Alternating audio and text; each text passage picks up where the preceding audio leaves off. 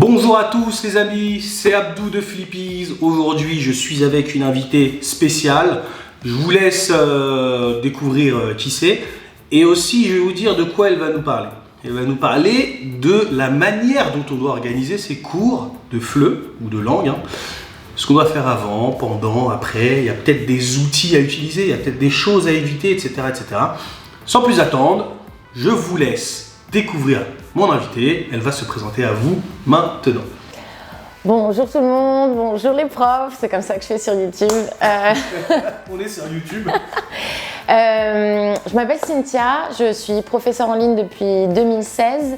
J'habite au Portugal, je suis aussi professeure dans une école à Middlebury College tous les étés aux États-Unis. Et je suis un petit peu celle qui prêche et qui vous susurre dans vos oreilles à quel point la classe inversée c'est chouette, à quel point automatiser ses supports de cours, ses compréhensions orales, c'est super sympa, à quel point il faut utiliser LMS, etc. Et voilà. Oh. Et je suis super contente d'être là aujourd'hui. C'est cool, ça fait plaisir. Et moi aussi, je suis content d'être honoré par ta présence, on va dire. Alors, Cynthia, la réunion au sommet, comment ça se passe? Tu as une centaine de cartes qui ont été prédécoupées. Chaque carte concerne un sujet, ok? Sans plus attendre, je vais te laisser découvrir ces cartes et en choisir 10. Je sais que ça va être difficile d'en choisir 10 parmi toutes ces cartes, tous ces sujets super intéressants, mais tu vas devoir absolument choisir 10. Ok? Ok, ça marche. Allez, c'est parti, je te laisse choisir tes cartes. Et là, du coup, les deux premières cartes de la... Deux trucs. Ah, j'avoue, sur deux vidéos. Enfin, sur la même vidéo, deux sujets qui se ressemblent. Ok, j'en ai 15. Elle m'avait pris peut-être 20.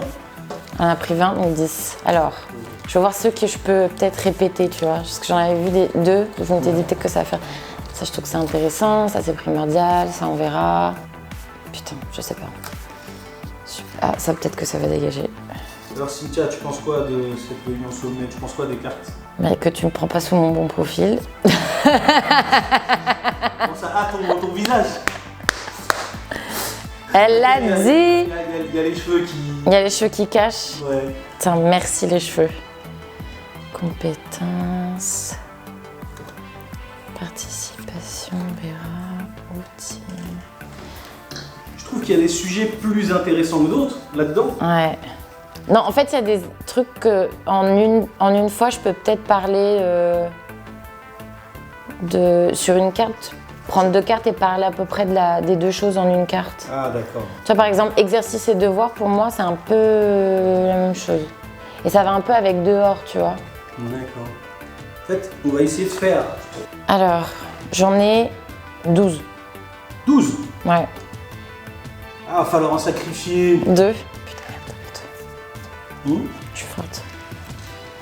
Are you ready? I'm ready. I'm ready, go. Donc, c'est bon, Cynthia a choisi ses 10 cartes. Ce fut difficile, mais elle a choisi, c'est bon, on y va. Alors, avec quelle carte veux-tu commencer? Donc, une carte. Ouais, une carte. Ok, donc je commencerai avec la carte méthodologie. Présente-la à la caméra, que les gens puissent la voir et tout. Ah, j'ai barré un truc. Méthodologie. Méthodologie, laquelle est la plus efficace? Donc ça, j'y vais là. Oui.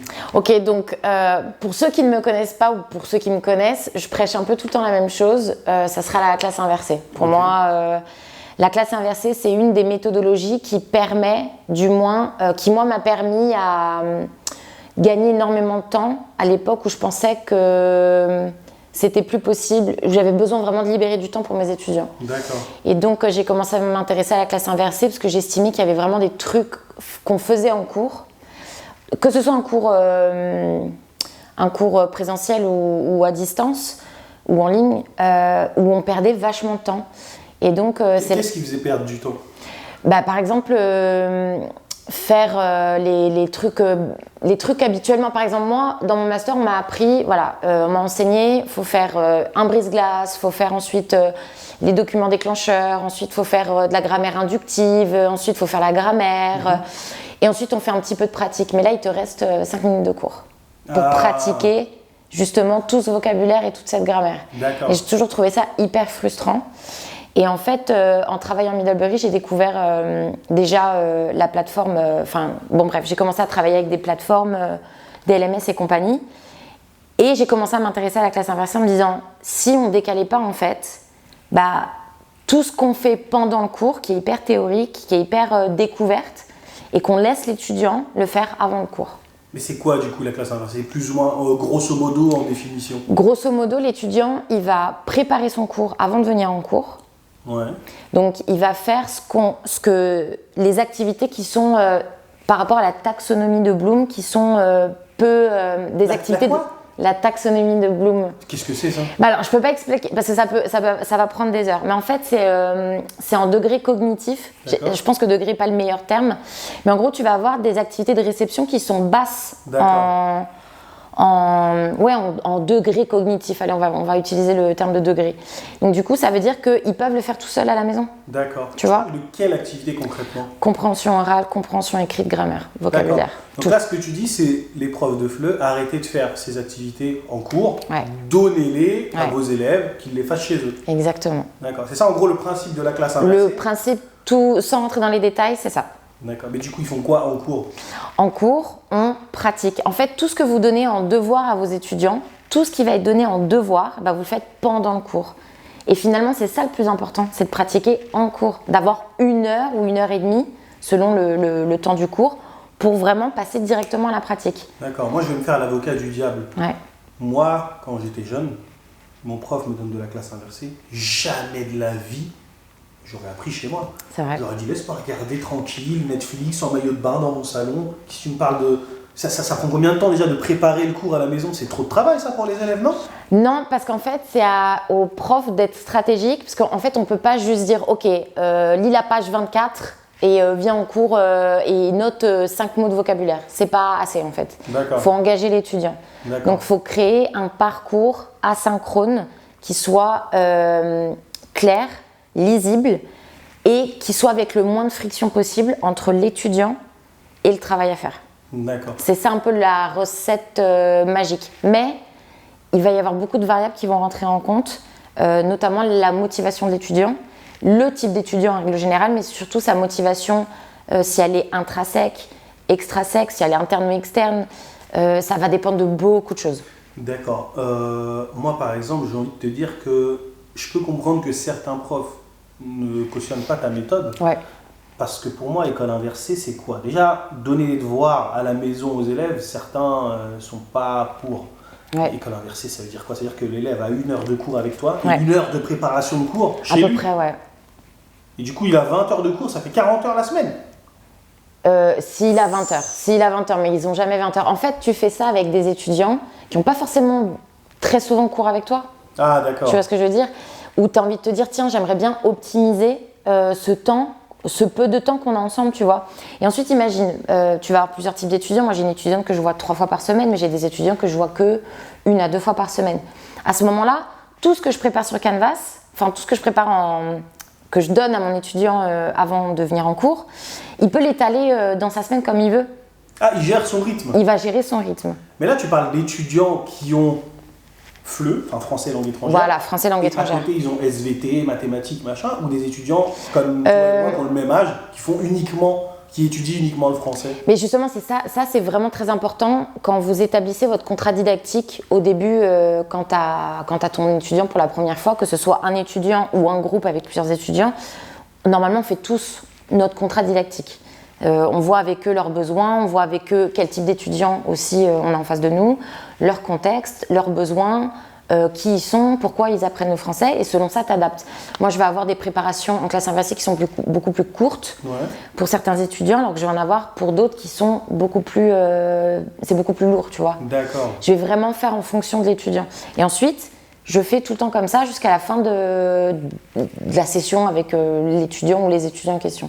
D'accord, impeccable. Donc, pour toi, la méthodologie à utiliser pour avoir un cours bien préparé, c'est la classe inversée.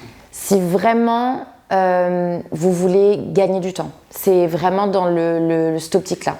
D'accord. De se dire, si un jour vous vous êtes dit, j'ai pas assez de temps avec mon étudiant, on n'a pas eu le temps de faire ça, on n'a pas vraiment eu le temps de pratiquer, et ça rallonge, et ça rallonge, et ça rallonge, et ben, c'est la solution. Et aussi, si vous vous dites, moi j'ai envie que mes étudiants, ça aille vite. J'ai envie qu'ils apprennent vite. J'ai envie de me dire que, surtout pour ceux qui font 1 à 2 heures de cours, c'est rien.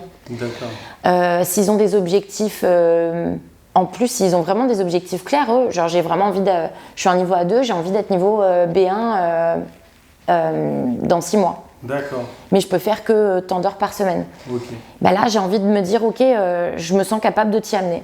D'accord. Voilà. Tu lui fixes un objectif, etc. C'est ça. Alors, pour résumer, la méthodologie que prône Cynthia, c'est une méthodologie, on va dire, de classe inversée. Qu'est-ce que ça veut dire? C'est-à-dire que vous préparez vos cours en amont et l'élève aussi aura la responsabilité de préparer les choses chez lui et en cours, il va uniquement faire ce qu'il ne pourra pas faire seul chez lui. D'accord? Donc, ce que Cynthia prône, c'est plus une méthode pour des élèves, on va dire, sérieux, qui n'ont pas grand-chose à étudier à côté, parce que si tous les autres profs font ça, ça peut être compliqué. Mais j'aimerais avoir votre avis dans les commentaires, vous me dites ce que vous pensez de cette méthode de la classe inversée, si pour vous ça permet de bien préparer un cours ou pas. Je ne sais pas si j'ai bien résumé. Oui, c'est bien résumé, c'est bien résumé. Okay. Pour un public de FLE, en tout cas, oui, avec des adultes, c'est bien résumé. Ok. Alors, on va passer à la deuxième carte, Cynthia. Alors, justement, autonomie. Voilà, donc autonomie qui va, je pense très bien, comment les élèves peuvent être autonomes. Et je pense que ça va bien avec la classe inversée. C'est justement des aspects très importants si on veut qu'une classe inversée fonctionne. Et pas que, mais c'est vrai qu'il faut développer leur autonomie. D'accord. Et je trouve qu'effectivement, à l'école, depuis tout petit, on ne nous a jamais appris à apprendre comme ça. Donc forcément, quand tu présentes une classe inversée où il faut que l'étudiant soit hyper autonome, oui. Ça paraît complètement dingue parce que on nous a jamais poussé à développer notre autonomie en tant qu'apprenant. C'est clair. Mais c'est une erreur. Et c'est ce que cherchent les gens en fait maintenant. C'est ce que cherchent les pédagogues, les chercheurs, tous ceux qui travaillent un petit peu, tous les acteurs un petit peu de l'enseignement en France, par exemple, dans le public, même dans le public, cherchent à développer l'autonomie des jeunes enfants, des adolescents, des lycéens. Et donc, justement, pourquoi ne pas utiliser cette classe inversée le plus tôt possible? Parce que le plus tôt possible, c'est-à-dire dès petit, en fait. Déjà commencer. Dès petit, t'as combien de cours? Non, mais je sais pas ça, parce que je suis pas prof à l'école maternelle, je suis pas prof en primaire, donc je saurais pas. T'aimes trop la classe inversée. Non, mais je pense que quand on parle de classe inversée, déjà on responsabilise son étudiant. C'est-à-dire qu'à la limite, il a pas fait son travail avant de venir en cours. Rien n'est perdu, vous pouvez toujours faire votre cours de manière normale. Mais du coup, ça responsabilise aussi l'apprenant seul, mais aussi envers ses camarades. C'est un truc, tu vois, c'est un autre paradigme. On a tellement l'habitude à ce que tout nous soit donné, genre on est là, on est assis, on parle pas, on fait rien, tu vois. Et c'est le prof qui parle pendant 1 heure. C'est le prof qui parle pendant 1 heure. C'est vrai. Tu vois, et après on va à la maison, on n'a rien fait pendant tout ce temps-là, on a été hyper inactif, hyper passif. Et ensuite on nous donne des devoirs à la maison. Parce que c'est ça la réalité, on nous donne des devoirs à la maison. Sur tout un truc sur lequel on n'a pas été actif, on n'a pas participé. D'accord. Du coup, pour toi, organiser l'autonomie des élèves, favoriser l'autonomie des élèves, c'est indispensable pour avoir un cours plus ou moins bien organisé et fluide. Mais moi, je vais te poser une question, parce que, tu sais, quand j'étais jeune, je sais pas toi, quand tu étais jeune, j'avais pas d'ordinateur. Et je me rappelle, quand j'étais arrivé au lycée, il donnait des devoirs. Et pour lui, c'était évident que tout le monde avait un ordinateur chez lui. Mais tu as des gens, Cynthia, après je sais pas qui sont tes étudiants, machin, mais mettons, la personne qui regarde cette vidéo, elle se dit « Ah, je vais faire comme Cynthia a dit, je vais faire des cours inversés ». Il y a 8 élèves dans sa classe, ni internet, ni connexion, machin, ils font comment ces élèves? C'est un peu inégal, non, cette méthode? Mais c'est pour ça qu'il faut demander avant. Parce que tu peux faire la classe inversée d'une autre manière, tu vois. T'es pas obligé d'utiliser une LMS, t'es pas obligé d'utiliser... tu vois un petit peu quel est l'équipement qu'ils ont à la maison, tu vois. Ça, on l'a vu pendant le Covid, on s'est rendu compte qu'il y avait beaucoup de familles qui n'étaient pas du tout équipées, qui n'avaient pas Internet à la maison. J'ai une sœur qui est directrice dans une école primaire et elle s'en est rendue compte. Une petite école de campagne en plus. D'accord. Mais à ce moment-là, tu connais tes étudiants, tu sais comment ça fonctionne, tu sais dès le départ, dès le premier jour. Et la classe inversée, tu n'es pas obligé de la faire parce que la classe inversée, ça existe depuis 2005, disons. Et tout le monde n'avait pas un PC en 2005. D'accord. Et tout le monde n'avait pas Internet. Et du coup, toi, tu proposerais quoi si vous avez des élèves qui n'ont pas forcément accès à toutes ces choses, tu leur proposerais de créer une classe inversée adaptée à ces élèves? Bien sûr, par exemple, ouais. Si tu sens que tu as beaucoup d'élèves, déjà, on peut demander, faites l'inventaire du type d'équipement qu'ils ont. Parce qu'ils peuvent avoir un téléphone portable. On peut faire beaucoup de choses avec un téléphone portable. Les LMS, elles sont toutes accessibles sur téléphone portable. On en parlera plus tard. Mais il y a beaucoup de choses qui sont accessibles avec un smartphone aujourd'hui. Donc, à la limite, s'il n'y en a pas, c'est un truc très basique, mais par exemple, on peut prendre une fiche. Par exemple, si je décide qu'en document, un des documents déclencheurs de grammaire vocabulaire, c'est une CO, je veux la faire avant le cours. Par exemple, ce qu'on peut faire, c'est, tu peux faire, par exemple, en admettant qu'il y a un smartphone à la maison, tu peux faire une fiche avec les questions, etc., un QR code, et le gamin, parce que des smartphones, tout le monde en a. Tout le monde en a. Parce que j'ai un collègue de doctorat qui a beaucoup, on a travaillé, donc on est, dans mon doctorat, on est sur les compétences digitales, sur le numérique et l'enseignement avec le numérique.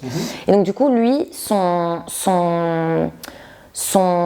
enquête de terrain, c'était au Mozambique. Et donc, c'était dans une zone où il n'y avait pas trop Internet, mais il y avait des salles équipées, etc. Il y avait moyen de faire ci et ça. Donc, il avait déjà fait son travail à partir d'un espèce de modem qui faisait intranet, tu vois.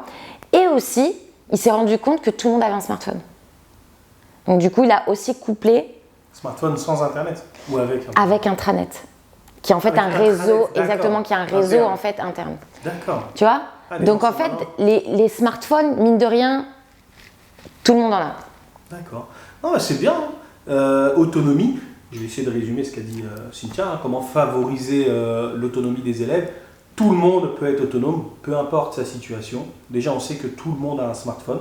Et si les gens ne sont pas en possession d'un ordinateur, elle ne l'a pas dit, hein, mais moi je sais que dans toutes les écoles, il y a une bibliothèque. Moi je me débrouillais comme ça en fait. Il y avait des bibliothèques, j'avais un code, je me connectais, je faisais mes devoirs dessus. Du coup, si vos élèves en fait, en leur proposant la classe inversée, vous disent « Ah, je suis pas équipé !» Va à la bibliothèque, je vais adapter le support, prends le smartphone de ta mère, de ta soeur, de ce que tu veux, pour faire l'exercice. Et en gros, cette méthodologie favorise l'autonomie. Et en gros, l'autonomie existe et est faisable pour tout le monde. C'est plus ou moins ce que tu as dit, non? Ouais, je pense que j'ai mal parlé de l'autonomie parce que je suis trop restée sur... mais l'autonomie, je pense que c'est un des enjeux. Si vous avez des élèves qui sont petits, c'est un truc à travailler le plus tôt possible. Leur donner des tâches, leur donner des responsabilités dès le plus jeune âge, quoi. D'accord, moi je vais être un peu chiant, mais un petit, il n'a pas envie, il a envie de regarder les dessins animés. Cynthia me casse la tête, j'ai des trucs à faire. Est-ce que les parents ont un rôle à jouer là-dedans ou pas? Ah oui. Non, je ne sais pas. Ça, c'est une discussion que j'ai eue avec des collègues sur Internet, des profs qui sont vraiment à l'école primaire, qui sont au collège, etc. C'est difficile en fait, parce qu'en fait, on s'associe de plus en plus de ce que j'ai compris, parce que je suis ni maman, ni professeur d'enfants. Tout va bien. J'ai eu pendant 3 ans ce genre de public, parce que j'avais une petite école où je prenais des enfants après l'école pour les aider à faire leurs devoirs, etc. D'accord. Les parents sont de plus en plus investis. Moi, je remarque. D'accord. Et aussi, on demande beaucoup des parents, de plus en plus. Et même à l'époque. Mais je dirais que c'est pas forcément leur responsabilité. Mais c'est bien si le parent a envie de... si le parent a envie de faire partie, a envie d'aider, etc., pourquoi pas, pendant les réunions parents-prof, etc., expliquer un petit peu comment ça fonctionne, expliquer pourquoi on fait comme ça et pourquoi c'est bien. Et puis mettre un petit peu les parents... Mais il ne faut pas que ça devienne une obligation, quoi. D'accord. Parce que je trouve que c'est pas... Tout le monde n'a pas la même vie. C'est vrai. Genre, ma mère, elle m'a jamais aidée.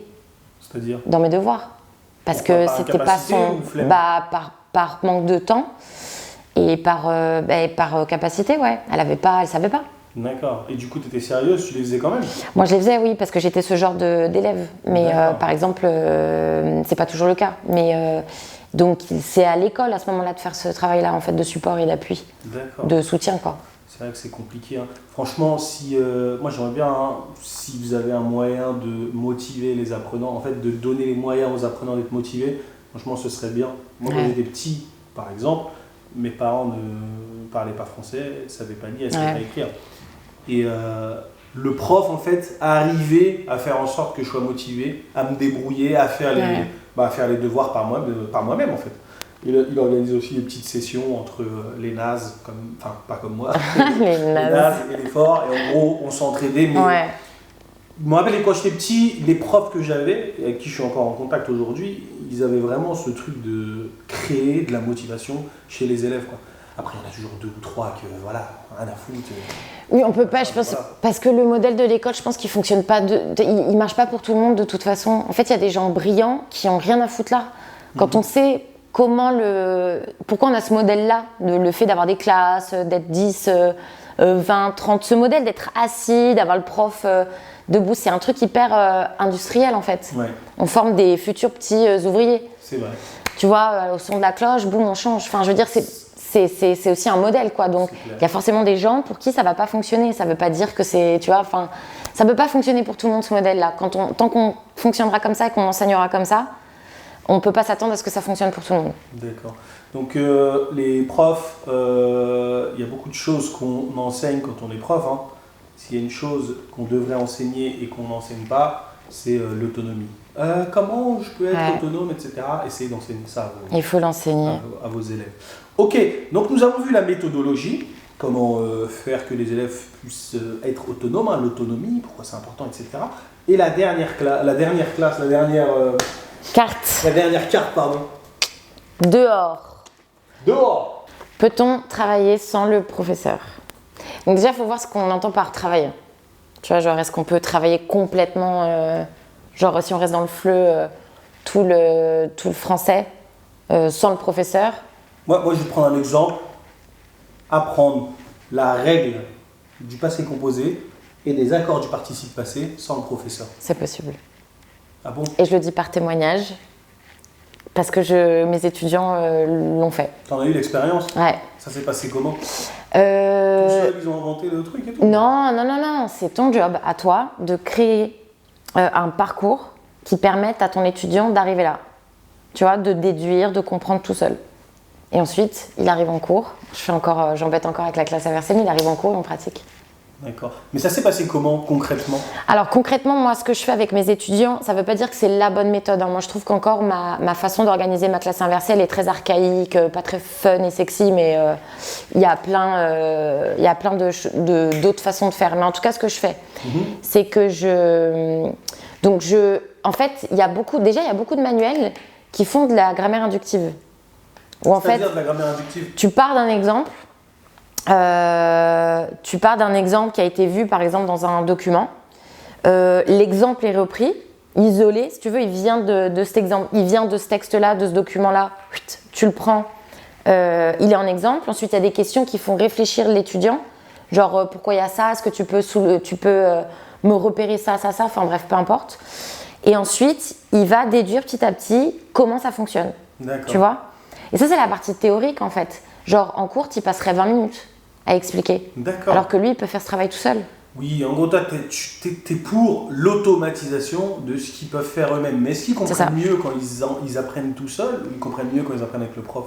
Je dirais que de toute façon, ils apprennent aussi avec le prof. Parce que finalement, on reprend après et on pratique ensemble.